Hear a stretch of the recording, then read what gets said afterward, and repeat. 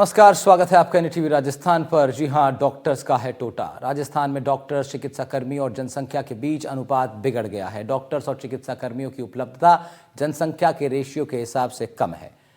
Nursing, paramedical, प्रशासनिक और संविदा के भी पद बड़े स्तर पर खाली चल रहे हैं।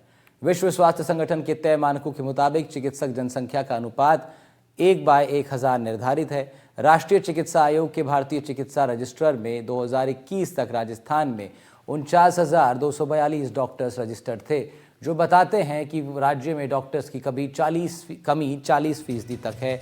इसके अनुसार राज्य में डॉक्टर्स का अनुपात 1/1676 है। इस तरह राज्य में 82,506 चिकित्सकों की आवश्यकता है।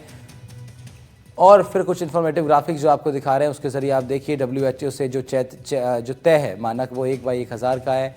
NHC के IMR में 2021 तक जो रजिस्टर्ड थे वो संख्या आपको बता रहे हैं। तो लगातार इन्फॉर्मेटिव ग्राफिक्स भी हम अपनी स्क्रीन पर आपको दिखा रहे हैं, आप वो देखिए। साथ ही आपको बता दें कि मार्च 2024 की ताज़ा रिपोर्ट के अनुसार विशेषज्ञ चिकित्सकों की कुल 38.55% कमी चल रही है। अलग अलग विभाग के डॉक्टर्स के आंकड़े देखें तो इनमें सर्जन डॉक्टर्स की कमी 51% से ज़्यादा है।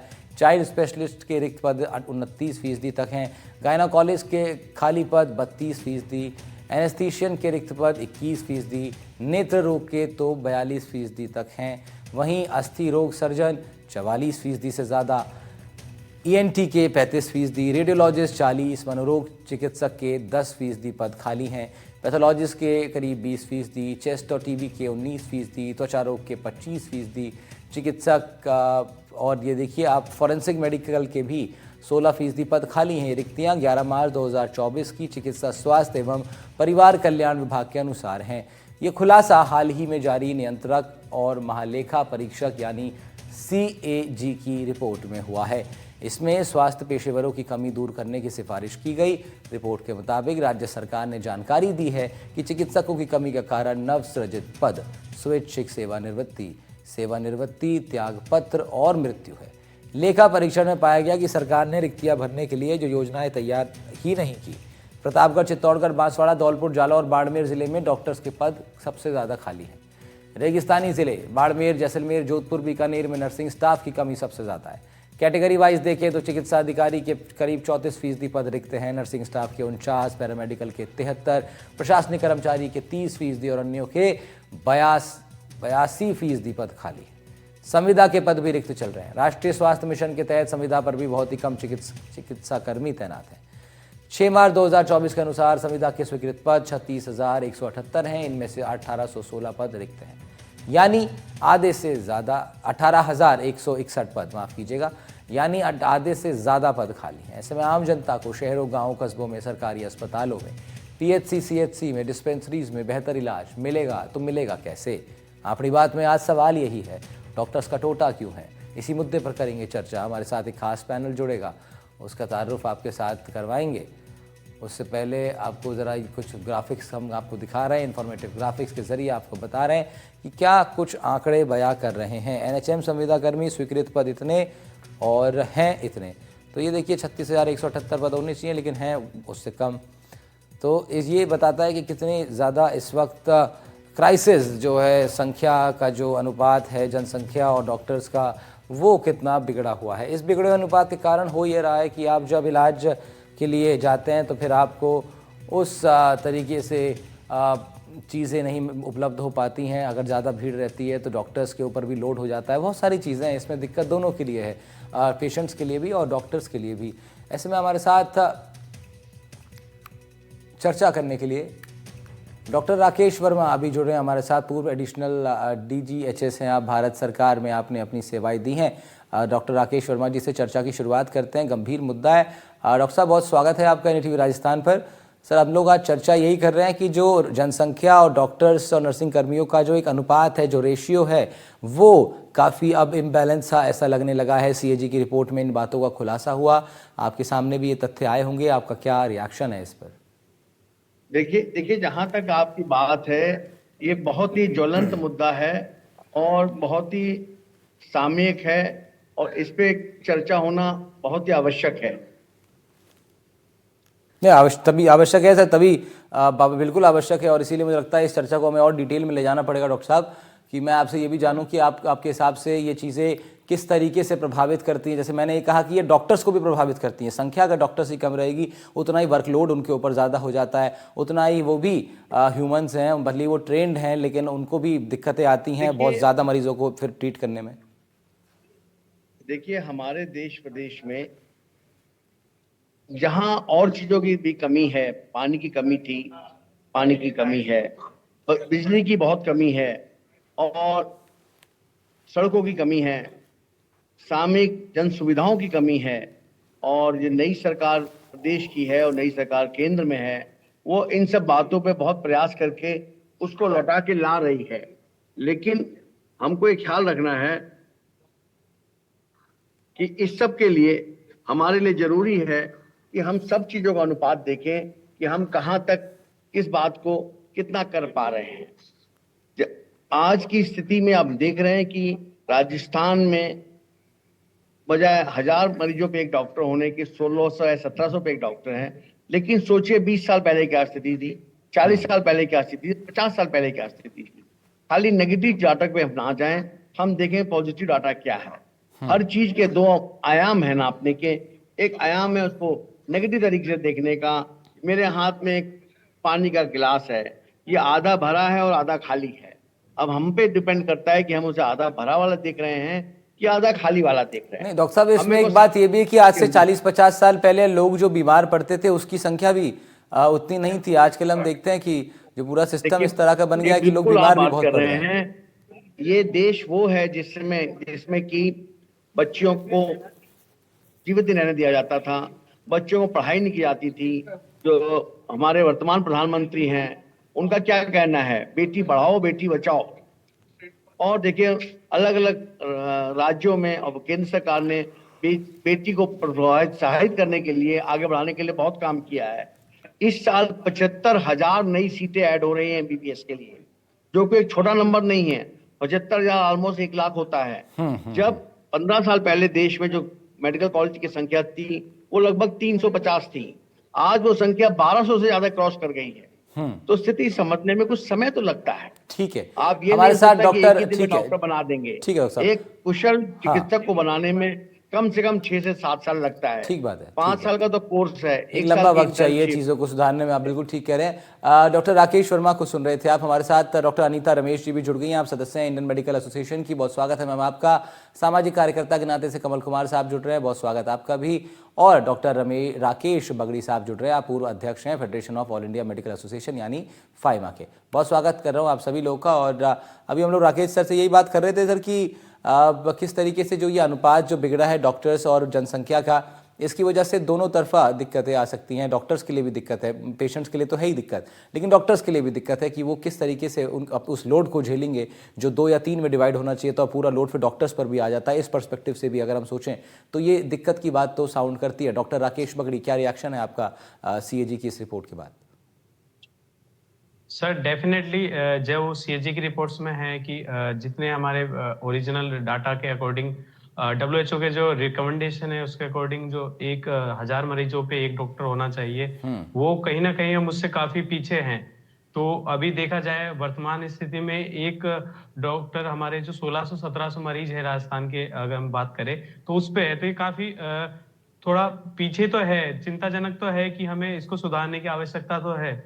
कि जैसा अभी सर ने भी बताया कि एमबीबीएस की सीटें बढ़ा रहे हैं, प्रयास गवर्नमेंट कर रही है, लेकिन सर कहीं ना कहीं हमें क्वालिटी पे भी देना है कि केवल सीटों को ना बढ़ा के क्वालिटी पे भी ध्यान देना है। ठीक बात उस चीजों पे भी हमें फोकस करना है, क्योंकि कहीं ना कहीं सीटें बढ़ा रहे हैं लेकिन इंफ्रास्ट्रक्चर उसके अकॉर्डिंग नहीं बढ़ा रहे, तो फिर वैसे डॉक्टर्स तैयार करने का भी कोई फायदा नहीं होगा। ठीक बात जो है। हमारे, अगर हम राजस्थान की बात करें तो कहीं ना कहीं और जो कहीं ना कहीं जो देखा गया है, जो हमारे वेस्टर्न राजस्थान के ज्यादातर पद वहां पे खाली है, तो हो सकता है कि वहां पर बुनियादी सुविधाएं नहीं मिल रही हो डॉक्टर्स को।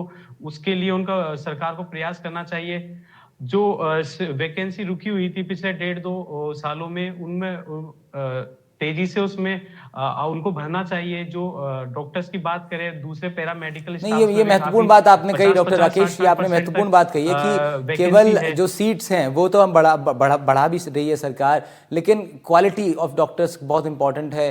उनको किस तरह की एजुकेशन हम लोग प्रोवाइड करवा पाएंगे, और क्या इंफ्रास्ट्रक्चर उस तरह का हमारे कॉलेजेस में है जहां पर आप 100 की जगह 200 सीट्स पर स्टूडेंट्स को रख के और उनको उस तरह से एजुकेट कर पाएँ जैसा एक्सपेक्टेड है। बिल्कुल ठीक बात आपने कही। डॉक्टर अनीता रमेश, क्या आप सहमत हैं इस बात से? आपको लगता है कि डॉक्टर्स की संख्या बढ़ाने के लिए इंफ्रास्ट्रक्चर पर सबसे पहले जोर देना पड़ेगा ताकि बेहतर एजुकेटेड डॉक्टर्स हमारे बीच आए निकल के?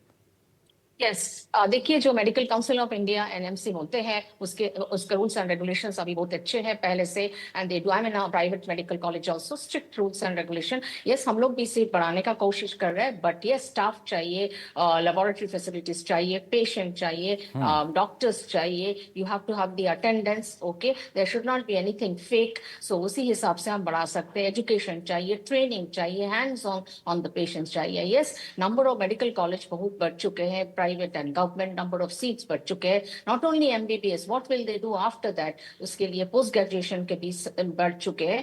And also one of the things, कोई doctors they don't leave the city and go to the गांव में नहीं जाना चाहते हैं, but that also has to be mandatory. The other tertiary hospitals and medical colleges should be properly developed, जो they gate placement है, वो अपना गांव और डिस्ट्रिक्ट को डेवलप करें and not crowd in the city.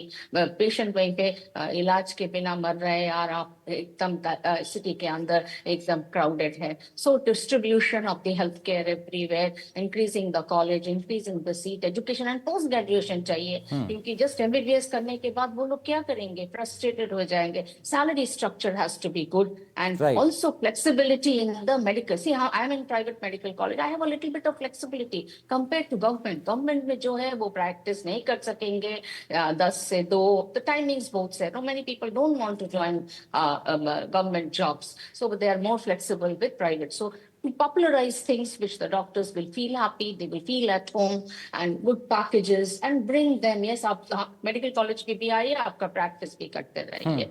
So this will all help too. And patient तब आएंगे, हमारा डॉक्टर शाम को भी देखते हैं, हमको मेडिकल कॉलेज में भी देख रहे हैं, सुबह मेडिकल कॉलेज जाए, हम स्कीम यूज करेंगे, हमारे लिए अच्छे है। So that has to be done.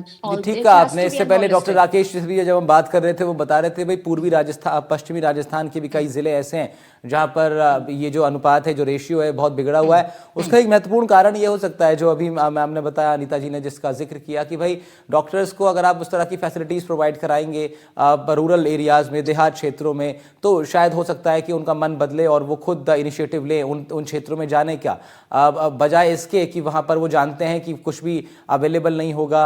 अगर एक की जगह 2 पेशेंट आ गए तो उन्हें पता है कि मेरे पास वो दवाई अवेलेबल नहीं होगी या मेरे पास वो रिसोर्सेज ही नहीं होंगे जो जिनसे मैं उनका इलाज कर सकूं, और शायद इसलिए ये भी एक बड़ा कारण है कि डॉक्टर्स बचते हैं उधर जाने से।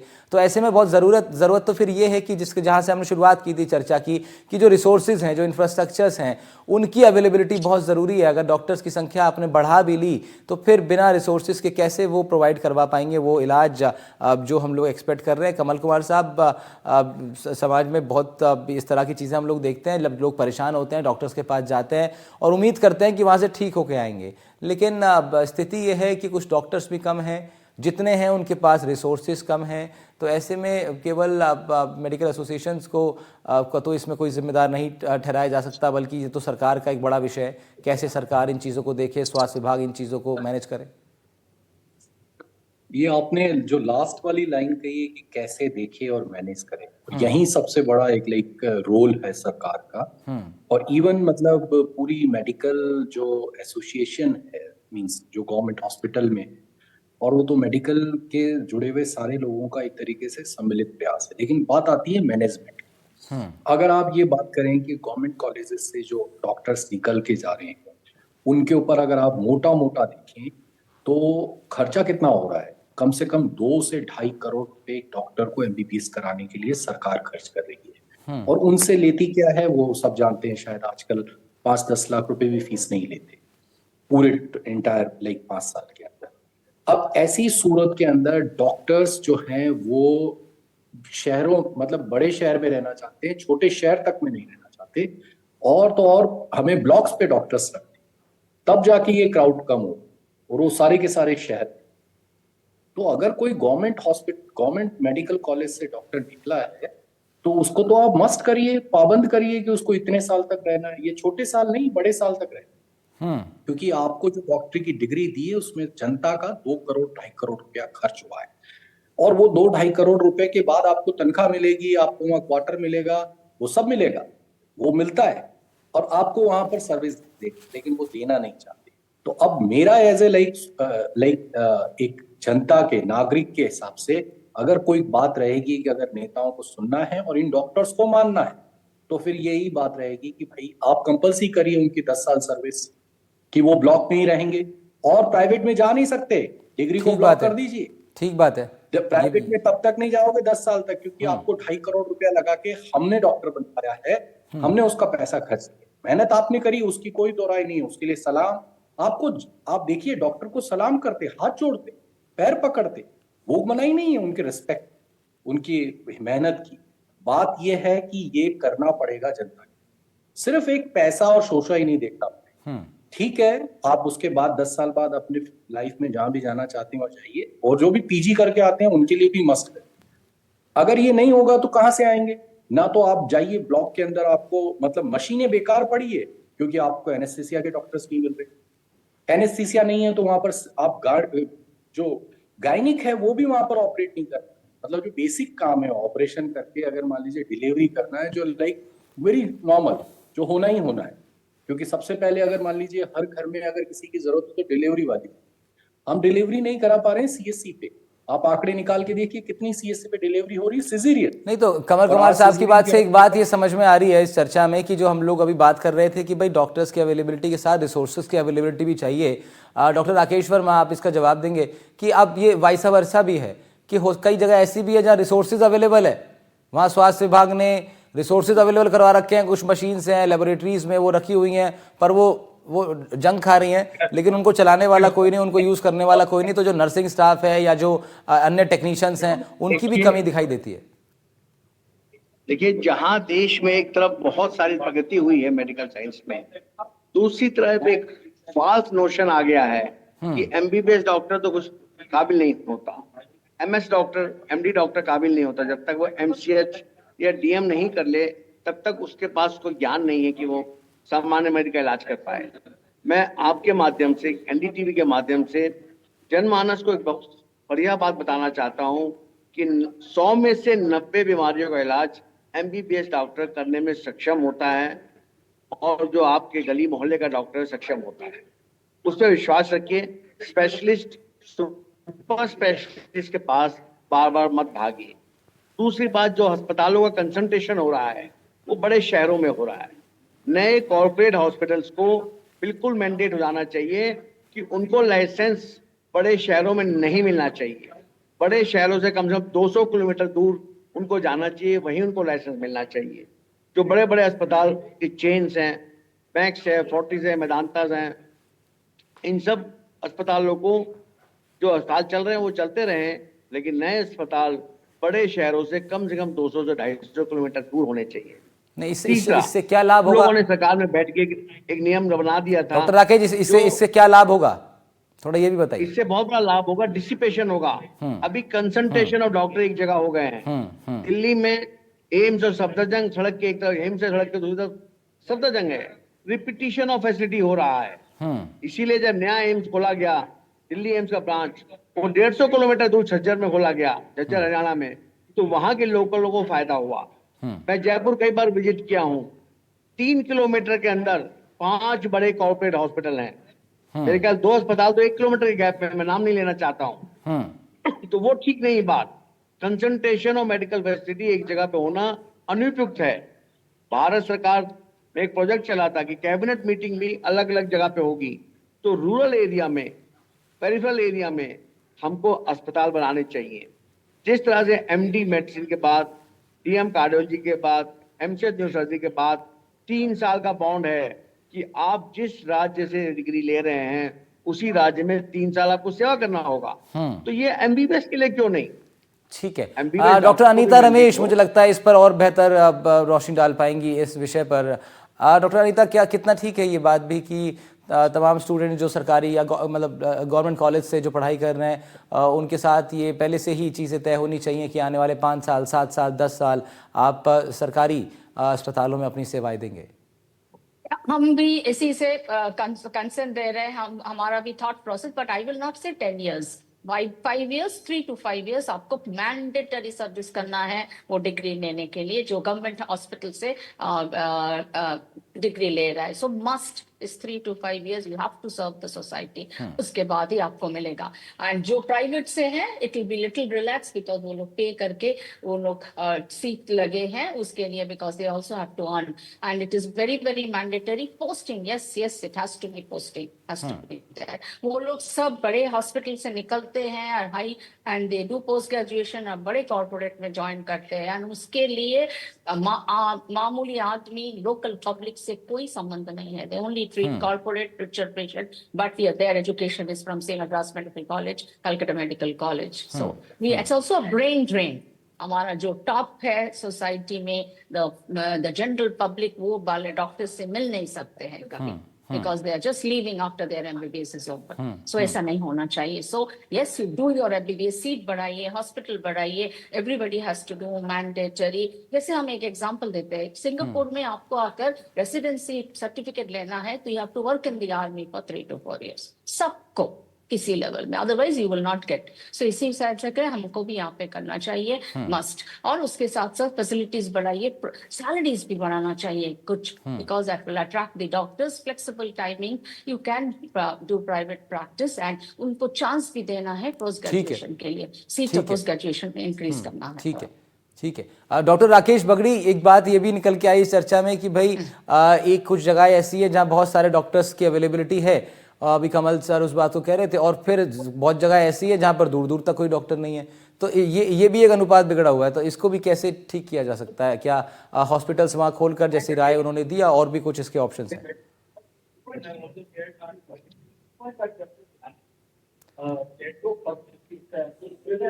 है, राकेश बगड़ी जी की आवाज़ जो है वो ब्रेक हो रही है, और फिर उनसे जुड़ेंगे। यही सवाल मैं राकेश वर्मा साहब से इस पर मैं चाहूंगा वो थोड़ी रोशनी डालें। प्रश्न को रिपीट करिए एक बार प्लीज। राकेश जी, मैं कह रहा हूं कि एक तो ये हो रहा है कि कुछ जगह ऐसी है जहां पर बहुत सारे डॉक्टर्स अवेलेबल है और कुछ ऐसी हैं जहां पर डॉक्टर्स है ही नहीं, तो ये भी एक रेशियो बिगड़ रहा है, इसको कैसे ठीक किया जा सकता है? मैंने अभी आपसे इसी बात पर चर्चा की। मैंने ये भी कहा कि एनडीटीवी की जो मुहिम है ये बहुत अच्छी मुहिम है। इस माध्यम से मैं कहना चाहता हूं कि concentration of doctors in hospital बचाना चाहिए, डॉक्टर्स को डिस्पर्स करना है। इस प्रकार से जिले में जिलाधिकारी होता है, जिला जज होता है, कोर्ट होती हैं, उसी प्रकार से डॉक्टर को भी मैंडेटरी सर्विस में आने के बावजूद भी उनको ये होना चाहिए 3 हफ्ते बड़े अस्पताल में रहें, 1 हफ्ता पेरिफेरी के रूरल अस्पताल में जाएं। हाँ, ये एक अच्छा ऑप्शन हो सकता है। अब ये जो डॉक्टर से कंसल्टेशन है इसको थोड़ा सा नए कॉर्पोरेट अस्पतालों को, हाँ, नए कॉर्पोरेट अस्पतालों को बड़े शहरों में परमिशन नहीं मिलनी चाहिए। उनको एडवाइस करना चाहिए बड़े शहरों से 250 किलोमीटर दूर डॉक्टर राकेश बागड़ी जुड़ गए फिर से हमारे साथ। सर, एक बार मैं उनका रुख करना चाह रहा हूँ, उनकी आवाज बीच में क्रैक हो गई थी। जी राकेश जी, बात आप पूरी कर लीजिए। सर, जैसा कि जैसे मैंने भी रेजिडेंसी सर दिल्ली में इससे करी है, सारे सेंट्रल गवर्नमेंट हॉस्पिटल से मैंने एमबीबीएस किया, पीजी किया। तो सर जो मुझे लगता है वहाँ से मेरे साथ बिहार के लोग भी थे, यहाँ पे राजस्थान के लोग भी थे वहाँ पे। तो सर जो मुझे सबसे ज्यादा जो प्रॉब्लम्स नजर आई रेजिडेंसी की, ये आई कि सर वहाँ पे प्रॉपर सिक्योरिटी नहीं है। अभी आपने पिछले कुछ दिन पहले एक वीडियो देखा, एक डॉक्टर बेचारा 250 मरीज देख रहा है और उसको टाइम नहीं है, कोई भी एसडीएम आके कोई भी उच्च अधिकारी आकर उसको बेतरीके से बात कर रहा है। ये तो सर एक तो ये दादागिरी चल रही है। एक सर कोई भी नेता का, कोई भी आएगा, ड्राइवर आएगा, पार्षद आएगा, उसका माली आएगा, कुछ भी आकर वो दादागिरी चला रहा है यहाँ पे। उसको इतने बड़े इतना मेहनत करके आया है, पढ़ाई कमल कुमार साहब, आपने इस बात पे रखा था कि भाई इसका सॉल्यूशन क्या हो सकता है, आपने कुछ बातें उसमें करी, लेकिन और कुछ इस विषय पर जो आप लोग सुझाव देना चाहेंगे स्वास्थ्य विभाग को या सरकारी तमाम विभागों को स्वास्थ्य संबंधित, कि इस पर कैसे काम किया जाए? कमल कुमार।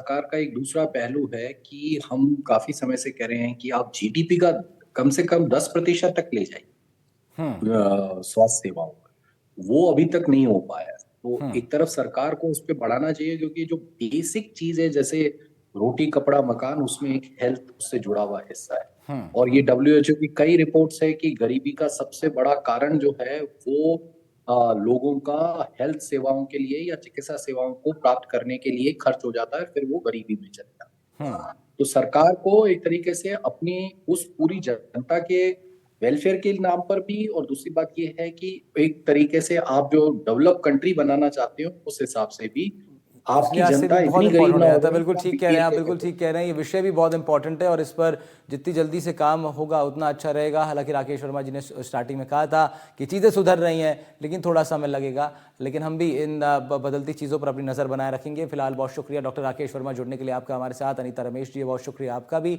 कमल कुमार साहब बहुत शुक्रिया आपका तमाम बातचीत के लिए। डॉक्टर राकेश बगड़ी साहब आपका भी बहुत शुक्रिया इस महत्वपूर्ण विषय पर चर्चा करने के लिए। तो अपने खास पैनल के साथ हम लोग चर्चा कर रहे थे किस तरीके से डॉक्टर्स, नर्सिंग स्टाफ और तमाम मेडिकल स्टाफ का जो रेशियो है आम जनता के अनुपात में, वो कैसे बैलेंस हो सकता है, क्योंकि बैलेंस बिगड़ेगा तो फिर दिक्कतें झेल ही रहे हैं तमाम लोग और वो और बढ़ेंगी। उसको कम कैसे किया जाए, इसी पर चर्चा थी। फिलहाल इतना ही। खबरों का सिलसिला रहेगा जारी।